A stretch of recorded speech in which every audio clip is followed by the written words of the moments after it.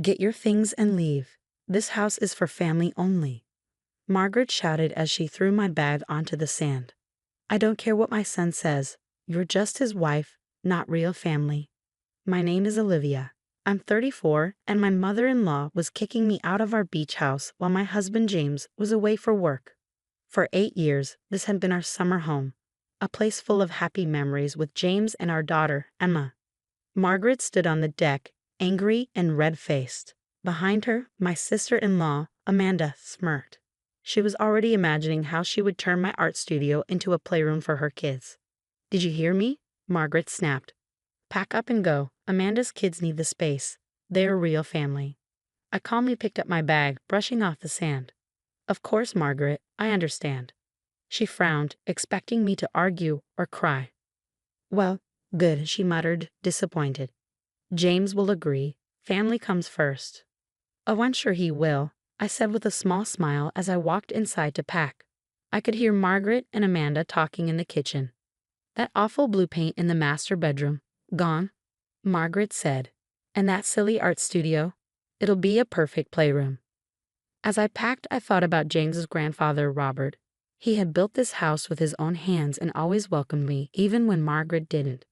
You're the daughter I always wanted, Robert had told me before he passed away. Promise me you'll keep this house full of love. Real family, not just blood. I had promised him, and he had done something to make sure I could. Margaret appeared in the doorway. I called a car for you, she said. Amanda's family will be here soon. I picked up my bag and smiled. Just one thing before I go. I should call the security company. Margaret frowned. Security? Why? To update the codes. Can't have unauthorized people in a house. Amanda stepped forward. This is our family home. I looked at them and said, actually, it's mine. Robert left it to me. Silence. Margaret's face turned pale. Amanda's mouth hung open. You're lying, Margaret whispered. I pulled a paper from my purse. Want to see the deed? Robert made sure it was official. Margaret grabbed it with shaking hands. As she read the final paragraph, her eyes widened. Robert had left the house to me with a clear note. This home is for real family, not just blood. This can't be legal, Amanda said weakly. Oh, it's very legal, I replied. In fact, since you care so much about unauthorized people, I should ask you both to leave. I'll be changing the locks. Margaret gasped. You can't do this. We've spent 40 summers here. I smiled. Actually, I can.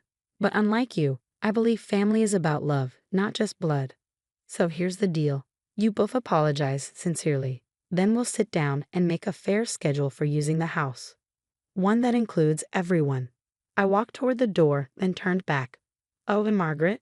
That awful blue paint in the master bedroom. It's staying. Robert picked it himself. The aftermath of my revelation rippled through the family like a tidal wave. Margaret and Amanda left that evening, slamming doors and making dire threats about lawyers and family betrayal. I spent that night alone in the beach house, sitting on the deck where Robert and I used to share our morning coffee, remembering his words about standing my ground. James called the next morning, his voice tight with concern. Mom called me in hysterics. Something about you kicking them out of the beach house? I took a deep breath, watching the waves roll in. Your mother tried to throw me out first, claiming the house was for blood relatives only. I simply showed her the deed Robert left me. There was a long pause. Grandpa Rob left you the house. His tone was surprise, but not angry. When? Last year, before he passed.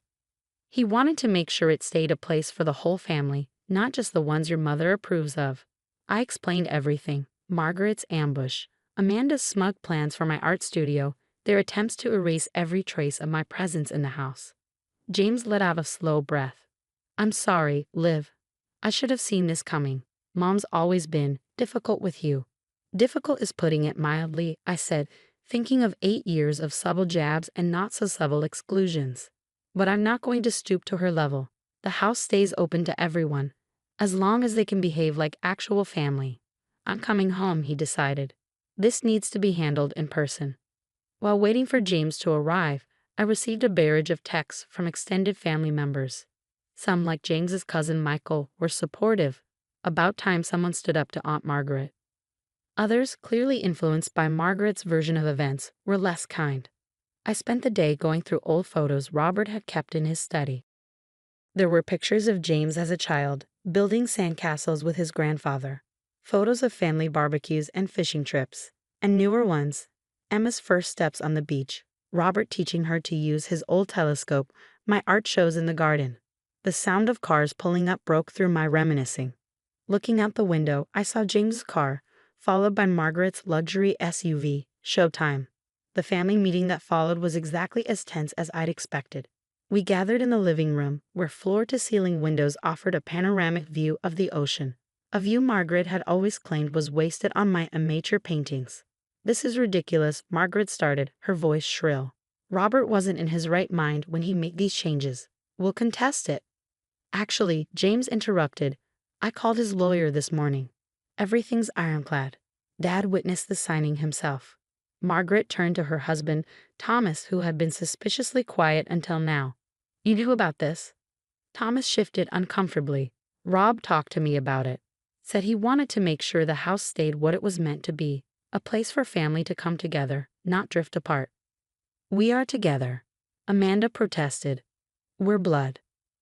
"Blood isn't everything," I said quietly. "Family is about love, support, acceptance." Robert understood that. He saw how you both treated me, how you tried to exclude me, how you made Emma feel less special than Amanda's kids because she's not a peer Stewart. James's head snapped up. "What? Oh, you didn't know?" I turned to my husband. "Last Christmas, your mother told Emma she couldn't participate in the family gift exchange because she wasn't really a Stewart since I'm not from the right bloodline." The room fell silent. James looked at his mother in horror. "Tell me that's not true." Margaret's face flushed. "I was just trying to maintain family traditions." "By hurting my daughter." James's voice was dangerously quiet. "By making my wife feel unwelcome in her own family." "She's not family," Margaret burst out. "She's just some girl you married instead of Catherine Williams like we planned." Finally, the truth came out. This had never been about family traditions or bloodlines. It was about control, about Margaret's thwarted plans for her son's life. "Enough." James stood up. "Mom, Amanda, you both have a choice to make. Either you accept that Olivia is my wife, Emma is my daughter, and this house belongs to all of us, or you don't visit at all. Your call." Amanda started crying, a tactic that had always worked on her brother before. But James wasn't backing down. He moved to stand beside me, his hand finding mine. "Robert knew what he was doing," he said firmly, "and I support his decision completely." Margaret stood up, smoothing her expensive slacks with trembling hands. "Well, I can see where this is going. Come on, Amanda. We know when we're not wanted." "That's the thing, Margaret," I said, stopping her before she could storm out. "You are wanted. Your family. But family means accepting all of us, not just the ones who fit your ideal image." She paused at the door, her back rigid. For a moment, I thought I saw her shoulders slump, just slightly. But then she straightened up and walked out, Amanda trailing behind her. Thomas lingered, looking torn. "She'll come around," he said finally. "She just needs time." "Rob, he would be proud of you, Olivia. Both of you." As the sound of cars fading into the distance filled the air, James and I stood on the deck, watching the sunset paint the ocean in shades of gold and pink. "I'm sorry," he said softly. "I should have protected you and Emma better." I leaned into his side. "We're protecting each other now. That's what real family does." 3 months passed, and summer was in full swing. Emma had returned from camp, ecstatic to find that not only were we still at the beach house, but her art room had been expanded. James and I had converted one of the unused bedrooms into a proper studio space for both of us, filling it with easels, canvases, and the sound of laughter. The house felt different now, lighter somehow, as if the weight of years of judgment had finally lifted. Without Margaret's constant criticism, we were free to make the place truly our own while honoring Robert's memory. We heard through Thomas that Margaret and Amanda were spending the summer at an exclusive resort, making sure everyone in their social circle knew they were too good for the old family beach house. But their absence had an unexpected effect.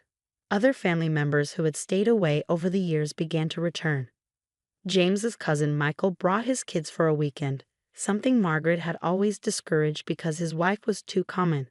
His sister Lucy, who'd been practically disowned for becoming a public school teacher instead of a lawyer, came with her girlfriend. The house was alive with the kind of genuine warmth Robert had always wanted. One evening, as I was setting up for our weekly family barbecue, a tradition I'd started to bring everyone together, I found Emma sitting in Robert's old study, looking at photographs. "Great-Grandpa Rob was really smart, wasn't he?" she said, touching a picture of him teaching her about constellations. "He was," I agreed, sitting beside her. "He knew what really mattered." "Is Grandma Margaret ever coming back?" Emma asked quietly. "Amanda's kids still won't talk to me at school." I pulled her close. "Sometimes people need time to learn important lessons. Your great-grandpa believed everyone could change if given the chance to understand what family really means."